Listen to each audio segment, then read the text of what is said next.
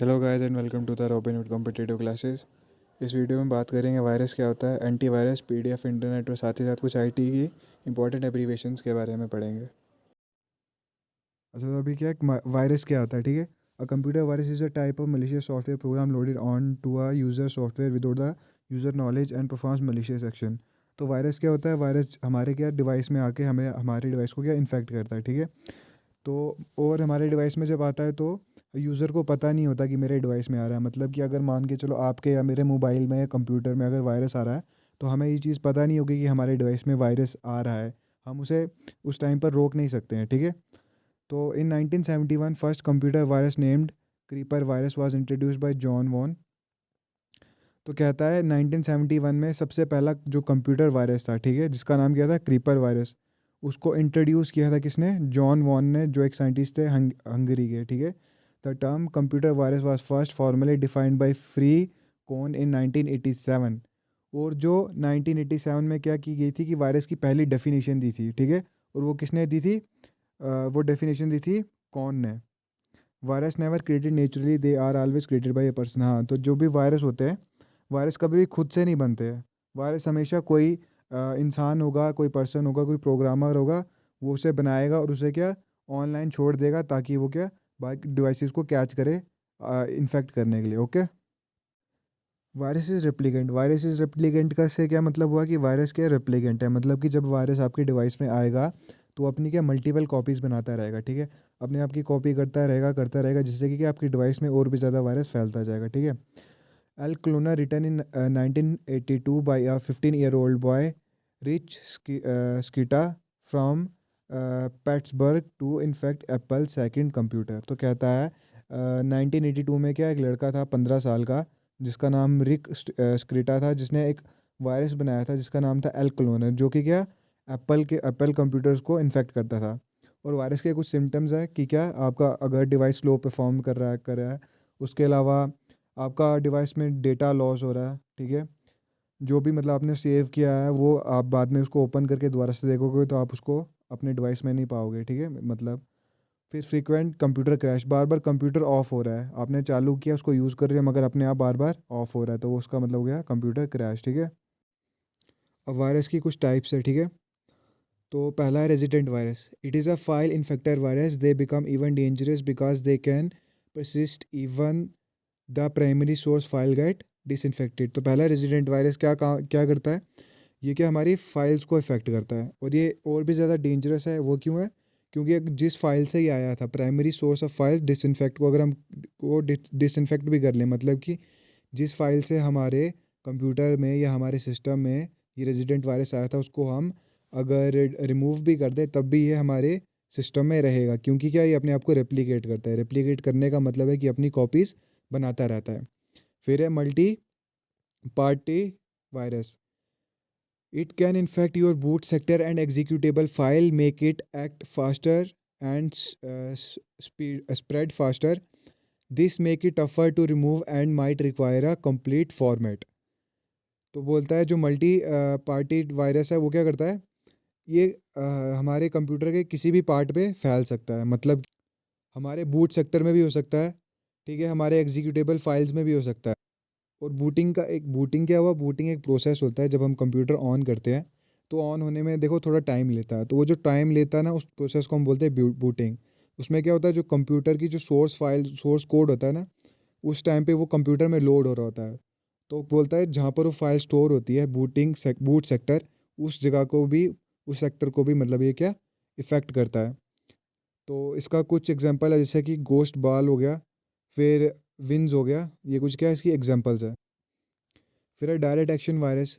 This type of virus enters through files like exe.com। तो कहता है ये जो वायरस है ये क्या फाइल के थ्रू एंटर होता है, जैसे कि एक्सटेंशन के साथ बोला हुआ है .exe या .com, ठीक है। It includes the file and sorry in it infects the file and it is one of the two main types of computer virus. तो कहता है क्या ये हमारे कंप्यूटर को इन्फेक्ट करता है, और साथ ही साथ कंप्यूटर वायरस की दो मेन टाइप्स में से एक टाइप है डायरेक्ट एक्शन वायरस। तो once you click on the infected file it's get activated. तो जैसे हम किसी इन्फेक्टेड फाइल को क्लिक करेंगे, मतलब जो फाइल जो डायरेक्ट एक्शन वायरस से इन्फेक्ट होगी उस पर क्लिक करेंगे, तो क्या होगा, ये एक्टिवेट हो जाएगा, ये वायरस क्या हो एक्टिवेट हो जाएगा। It doesn't cripples your system performance because it only makes your file inaccessible. तो इस वायरस की वजह से क्या होगा कि हम अपनी फाइल को ओपन ही नहीं कर पाएंगे, और ठीक है। तो ये इसकी काफ़ी बड़ी प्रॉब्लम है डायरेक्ट एक्शन वायरस की, ये ठीक है।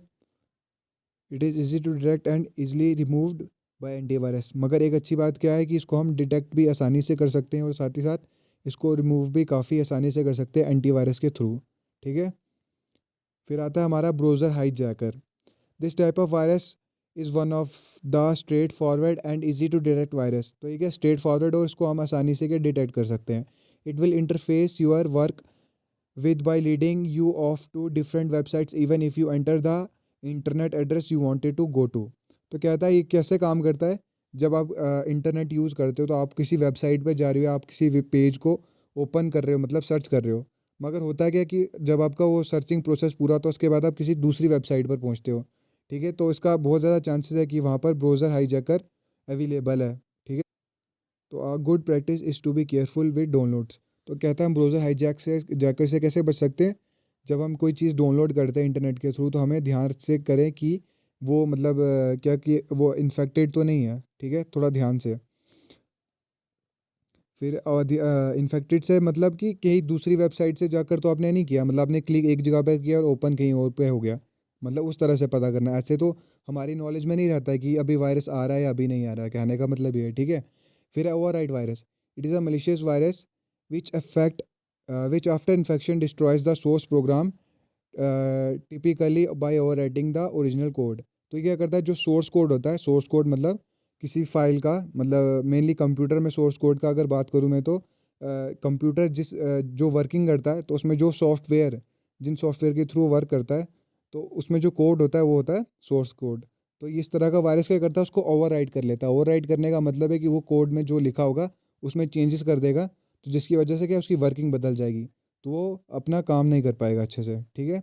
फिर अगला है web scripting virus. These type of virus often themself into your computer system through the programming used by websites। तो ये भी कौन सा वायरस है जो कि ऑनलाइन हमारे डिवाइस में आएगा, मतलब जब भी हम इंटरनेट के साथ कनेक्ट होंगे, इंटरनेट पे सर्फ करेंगे, तो उस इंटरनेट में सर्फिंग के थ्रू सर्फिंग करने के बाद हमारे कंप्यूटर में आ सकता है, ठीक है। तो you might download the virus without your knowledge if you click malicious websites links or watch the video। तो ये वायरस कैसे आपके कंप्यूटर पे डाउनलोड हो सकता है, अगर आप किसी मलिशियस वेबसाइट पे, मतलब किसी इन्फेक्टेड वेबसाइट पे या कोई वीडियो देख रहे हो या उसके किसी लिंक पर आपने क्लिक कर दिया है। The best way to prevent it to have security program that detects the malicious coding when browsing the internet. तो अगर आप कोई ऐसा सॉफ्टवेयर रखोगे जो उसको डिटेक्ट कर पाए कि आपका जब आप इंटरनेट पे किसी वेबसाइट पर हो तो क्या वो वेबसाइट मलिशियस है, मतलब इन्फेक्टेड है या नहीं है, तो उस आप सॉफ्टवेयर के थ्रू आप इस टाइप के वायरस से बच सकते हो, ठीक है। फिर है boot sector virus. It is one of the oldest form of virus. They effect the boot sector of the computer. Example है ब्रेन और एल्क क्लोनर, ठीक है। तो ये जो वायरस है ये क्या करता है, हमारे बूट सेक्टर को इफेक्ट करता है। अभी आपको बोला था बूटिंग क्या प्रोसेस होता है और बूट सेक्टर क्या हुआ, तो क्या हमारे बूट सेक्टर को इफेक्ट करता है और उसको रिमूव करना थोड़ा मुश्किल है, क्योंकि क्या बूट, जब हमारा कंप्यूटर बूट हो रहा होता है, जब बूटिंग प्रोसेस चल रहा होता है तो उसके बाद हमारा एंटीवायरस काम पे आता है, ठीक है। तो उसके पहले नहीं आता है, तो इसलिए इस वायरस को डिटेक्ट करना काफ़ी मुश्किल है, क्योंकि बूटिंग प्रोसेस कंप्यूटर को पूरा ओपन होने के पहले, मतलब कंप्यूटर का ऑन होने के पहले चल रहा होता है, तो इसलिए इसको डिटेक्ट करना काफ़ी मुश्किल है, ठीक है। फिर है memory resident virus. It is a code that installs in the memory and effect the further programs. तो ये क्या हमारे मेमोरी में इंस्टॉल हो जाता है और हमारे फिर मेमोरी में होता है, तो जो भी हम काम कर रहे होते हैं, मतलब जो हमारा प्रोग्राम्स मेमोरी में स्टोर होते हैं उनको इफेक्ट करता है। Also known as terminate and stay resident, जिसका फुल फॉर्म है TSR। It finds a way to load computer RAM and then infects the executable file. तो कहता है ये क्या किसी तरह से हमारे रैम में इंस्टॉल हो जाता है और फिर जो भी हम फाइल को एग्जीक्यूट करते हैं, मतलब लोड करते हैं, रन करते हैं, उनको क्या इन्फेक्ट करता है। एग्जाम्पल है इस वायरस का, जैसे वन ऑफ वायरस हो गया, स्टैनबर्ग वायरस हो गया, जर्सलम वायरस हो गया, ठीक है। लास्ट है macro virus. In computer terminology a macro virus is a virus that is written in any macro language. तो मैक्रो वायरस क्या हो गया, जो किसी मैक्रो लैंग्वेज में लिखते हैं। मैक्रो लैंग्वेज क्या है? A programming language that is embedded inside software application, जैसे कि वर्ड प्रोसेसर हो गया, स्प्रेडशीट हो गया। Some application software such as Microsoft Office, Excel, PowerPoint. तो कहता है ये माइक्रो लैंग्वेज कौन सी लैंग्वेज हुई जो कि हम किसी सॉफ्टवेयर एप्लीकेशन में इस्तेमाल करते हैं, जैसे कि वर्ड प्रोसेसर हो गया या स्प्रेडशीट हो गया, उसमें जो हम लैंग्वेज का इस्तेमाल करते हैं, जो हम उस पर लिखते हैं मतलब कि, तो उसके थ्रू भी मैक्रो वायरस हमारे सिस्टम में आ सकता है। अब एंटीवायरस क्या होता है, ठीक है? तो ये वो सॉफ्टवेयर है जो हमारे वायरस को डिटेक्ट करता है और साथ ही साथ हमारे डिवाइस में से उसको रिमूव करता है, ठीक है? तो एंटीवायरस क्या काम करता है? पहले तो वो स्कैन करेगा, ठीक है? एक फ़ाइल को भी स्कैन कर सकता है या फिर हमारे पूरे डिवाइस को भी स्कैन कर सकता है, डिपेंडिंग अपॉन कि हमारे पास कौन सा एंटीवायरस है, ठीक है? स्कैन करने के बाद जब उसको अगर वो वायरस मिलेगा, तो उस वायरस को क्या वो करेगा, डिलीट कर देगा। और फिर क्या, हमारी सेफ्टी को कंफर्म करेगा दूसरे डिवाइसेस के साथ। मतलब जब भी हम किसी दूसरे डिवाइस को कनेक्ट करेंगे, तो चेक करेगा कि क्या कोई वायरस तो दूसरे डिवाइस के साथ हम कनेक्ट कर रहे हैं तो हमारे डिवाइस में तो नहीं आ रहा है, ठीक?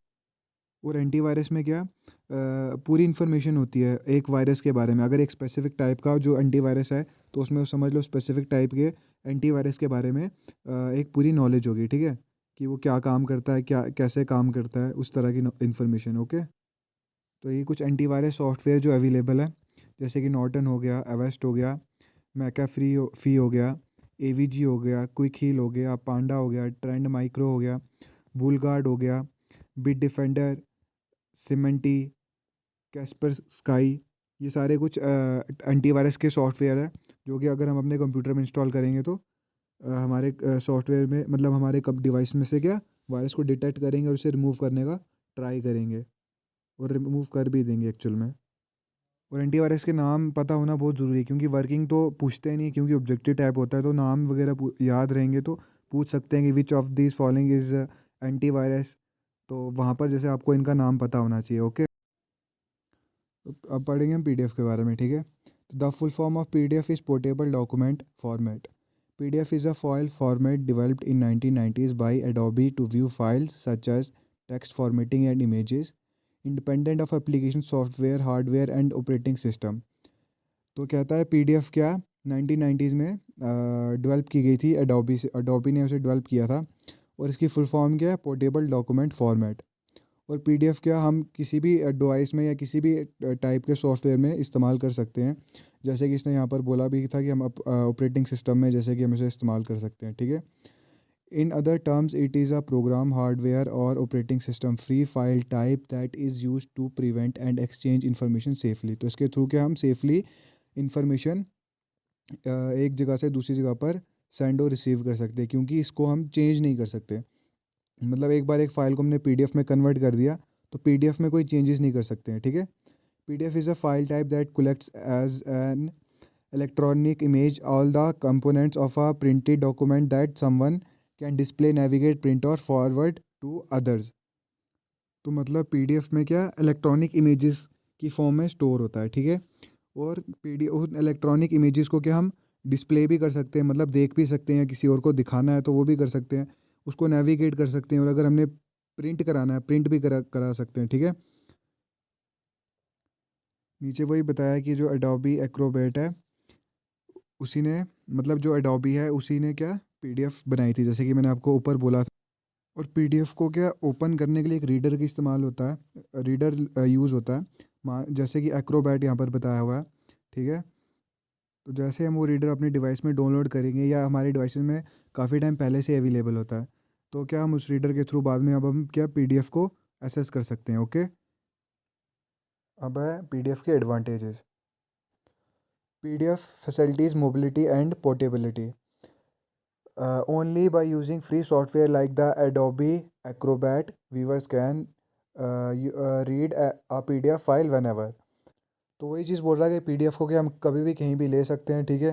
तो अगर हमने कोई फ्री सॉफ्टवेयर इस्तेमाल करना है, इसने एग्जांपल भी दी हुई है कि जैसे कि एडोबी एक्रोबैट, ये फ्री सॉफ्टवेयर, अगर आपको किसी पीडीएफ को ओपन करना है, तो इसी तरीके से आप किसी फ्री सॉफ्टवेयर या पेड सॉफ्टवेयर अपनी मर्ज़ी से किसी भी सॉफ्टवेयर का इस्तेमाल करके पीडीएफ को ओपन कर सकते हो, डिस्प्ले कर सकते हो और यूज़ कर सकते हो, okay? If you create some visual effects in your file and convert the document to PDF file, you can easily convert all the text, graphics and photos as generated in your। तो PDF में खाली हम text को मतलब text को ही store नहीं कर सकते पीडीएफ की फॉर्म में।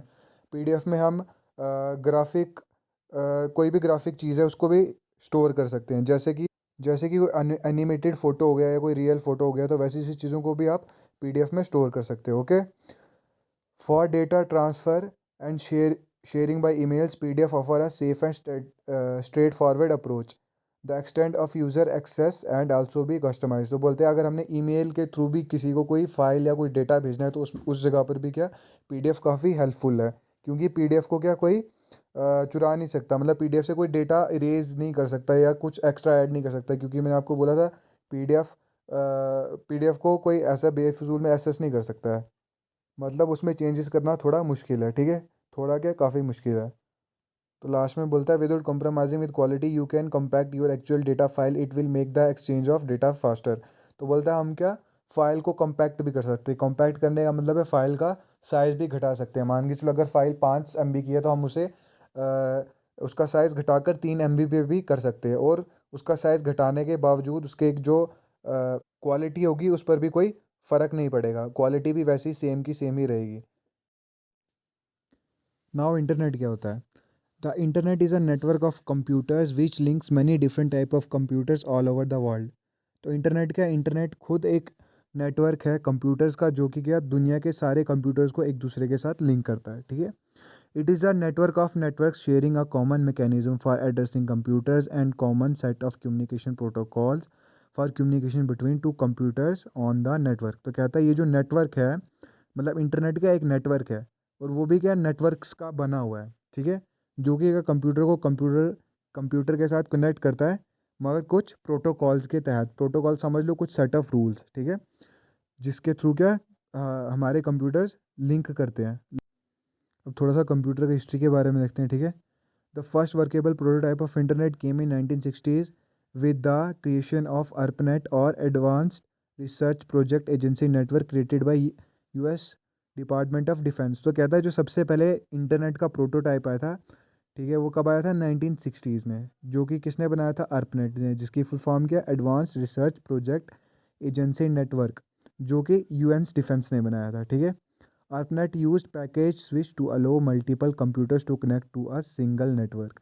तो क्या ARPANET क्या इस्तेमाल करता था? पैकेट स्विचेस का इस्तेमाल करता था, जिसके थ्रू क्या जितने भी कंप्यूटर नेटवर्क थे वो एक दूसरे के साथ कनेक्ट होते थे। Okay, the ARPANET adopt TCP/IP on January 1st, 1983। In 1989, the US government lifted restrictions on the usage of internet when computer scientist Tim Berners-Lee invented WWW World Wide Web। तो ARPANET ने क्या किया कि 1 जनवरी 1983 को TCP/IP protocol को adopt किया। ठीक है, कुछ सेट ऑफ रूल्स है अभी आपको बोला था। तो TCP/IP का क्या फुल फॉर्म है? Transmission control protocol internet protocol. ठीक है, तो 1983 में यूएस गवर्नमेंट ने क्या जो इंटरनेट था उस पर से बैन हटा लिया था, मतलब उस पर जो रिस्ट्रिक्शंस रखी थी वो उसको हटा लिया था, क्योंकि वो पहले सिर्फ आर्मी के लिए डिफेंस के लिए यूज़ हो रहा था, मगर उसको 1989 के बाद हटा दिया, क्योंकि टिम बर्नर ली ने क्या किया था? वर्ल्ड वाइड वेब को इन्वेंट कर दिया था, WWW। ओके, अब इंटरनेट से रिलेटेड कुछ फैक्ट्स हैं इंडिया के बारे में, जैसे कि on 15 August 1995 for the first time VSNL Videsh Sanchar Nigam limited and ISP internet service provider launch internet in India. तो 15 अगस्त 1995 को इंडिया में इंटरनेट लॉन्च हुआ था, जो कि VSNL और ISP ने कलेक्टिवली लॉन्च करा था। ठीक है, India first high speed rural broadband network has been commissioned in the district of Idukki Kerala. तो सबसे पहला रूरल एरिया में जो हाई स्पीड ब्रॉडबैंड नेटवर्क कहाँ पर था? इडुक्की केरला में लगाया था। Okay, the BJP was the first political party to create a website of its own on the internet. तो कहता है इंडिया की फर्स्ट पॉलिटिकल पार्टी जिसने की अपनी वेबसाइट बनाई थी इंटरनेट पे, वो कौन थी? BJP।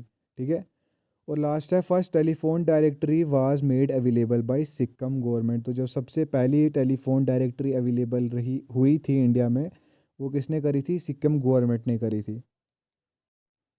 Now who invented the internet? ठीक है, the internet consist of technologies developed by different individuals and organisations. तो कहता है इंटरनेट फ़िलहाल तो किसी एक पर्टिकुलर इंसान ने नहीं बनाया था, इसको अलग अलग लोगों ने कुछ टेक्नोलॉजीज़ बनाई थी जिनको मिलाकर इंटरनेट को बनाया गया, ठीक है। Important figures include Robert W Taylor who led the development of ARPANET, and Wenton Cerf and Robert Khan who developed the transmission control protocol internet protocol technology। तो बोलता है मगर जो इंडिविजुअल क्रेडिट किसको दिया जाता है, मेनली रॉबर्ट डब्ल्यू टेलर को और विन कैफ को और रॉबर्ट खान को, क्योंकि रॉबर्ट डब्ल्यू टेलर ने क्या अर्पनेट इन्वेंट करा था, और वेंटन कर्फ और रॉबर्ट खान ने क्या किया था, टीसीपी आईपी प्रोटोकॉल को या इस टेक्नोलॉजी को इन्वेंट किया था। और फिर इंटरनेट की वर्किंग क्या, इंटरनेट वर्क कैसे करता है, the internet work through a series of networks that connect device around the world through telephone lines. User are provided access to the internet by internet service provider. The wide spread use of mobile broadband and wifi in the 21st century has allowed the connection to be wireless. तो कहता है internet पूरे दुनिया में एक दूसरे के साथ कैसे कनेक्ट हुआ, मतलब पूरी दुनिया में कैसे फैला, कहता है कि टेलीफोन लाइंस की वजह से। तो वो मगर पहले टाइम पे होता था, आज के टाइम पे हम वायरलेसली भी कम्युनिकेट कर सकते हैं इंटरनेट के थ्रू, क्योंकि वाईफाई की टेक्नोलॉजी जो हमारे इस 21st सेंचुरी में इन्वेंट हुई, इसके थ्रू हम कर सकते हैं। बेसिकली होता क्या है कि हमारा जो ओशन है, ओशन में ऑप्टिकल फाइबर्स पूरे उसमें फैली हुई है, ठीक है, पूरे ओशन में फैली हुई है, जो कि का अलग अलग कंट्रीज़ में जाके होती लिंक होती है, उन कंट्रीज़ में से फिर आगे स्टेट्स में ट्रांसफ़र होती है। जैसे इंडिया की बात करें तो इंडिया में कहाँ पर है, इंडिया का इंटरनेट हब है मुंबई, क्योंकि मुंबई में जो ऑप्टिकल फाइबर्स है मेनली वहाँ पर कनेक्ट होती है, वहाँ से हमारे पूरे इंडिया में क्या इंटरनेट डिस्ट्रीब्यूट होता है। ओके, थोड़ा सा वेब ब्राउज़र के बारे में भी पढ़ते हैं कि वेब ब्राउज़र होता क्या है। A web browser is a software for accessing information on world wide web. तो वर्ल्ड वाइड वेब के थ्रू जब भी हमें कोई इन्फॉर्मेशन एक्सेस करनी होगी, उसके लिए हमें क्या वेब ब्राउज़र चाहिए होगा। जैसे कि एग्जांपल के थ्रू अगर मैं आपको बोलूँ तो जैसे कि क्रोम हो गया, वो वेब ब्राउज़र है, ठीक है। तो when a user requests a web page from a particular website, the web browser retrieves the necessary content from the web server and then displays the page on the user display।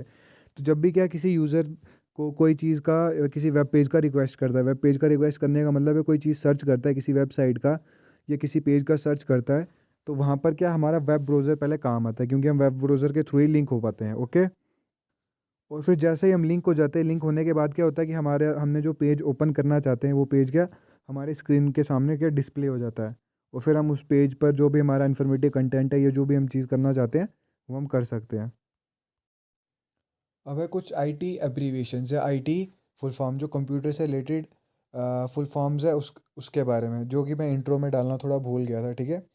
तो पहला है AAD, जिसका मतलब होता है analog to digital, ALU arithmetic logic unit, ASCII American standard code for information interchange, ASR automatic send and receive, ATM automatic teller machine, BCD binary coded decimal, BIOS basic input output system, BIS business information system, BPS bit per second, CAD computer aided design, CM computer aided manufacturing, CASE computer aided software engineering, CD CD ROM compact disk read only memory, COBOL common business oriented language, CPS computer per second, CPU central processing unit, C ROM control read only memory, CRT cathode ray tube, DBMS database management system, DOS disk operating system, DPI dots per inch, DTS desktop publishing, DVD digital versatile disk. ये सारी बहुत basic मैं बता रहा हूँ और बहुत important है ये सारी। Okay,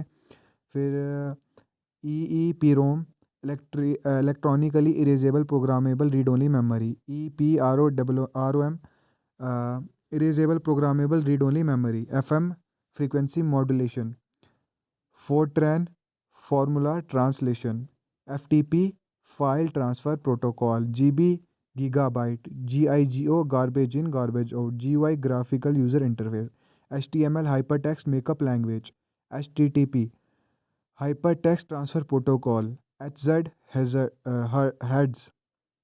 hertz, I P internet protocol, I S O international standard organisation, I S P internet service provider, K B kilobyte, L A N LAN local area network, L C D liquid crystal display, M A N metropolitan area network, M B megabyte, M I C R magnetic ink character recognisation NS, nano second OCR, optical character recognisation OMR, optical mark reader OS, operating system P2P, peer to peer, PAN, personal area network, PC, personal computer, PCB, printed circuit board, PDF, portable document format, PIN, personal identification number, PPP, power to point to point protocol. फिर है PROM, programmable read only memory. फिर है RAM, random access memory. ROM, read only memory. URL, uniform resource locator. USB, universal serial bus. फिर है VDU, visual display unit.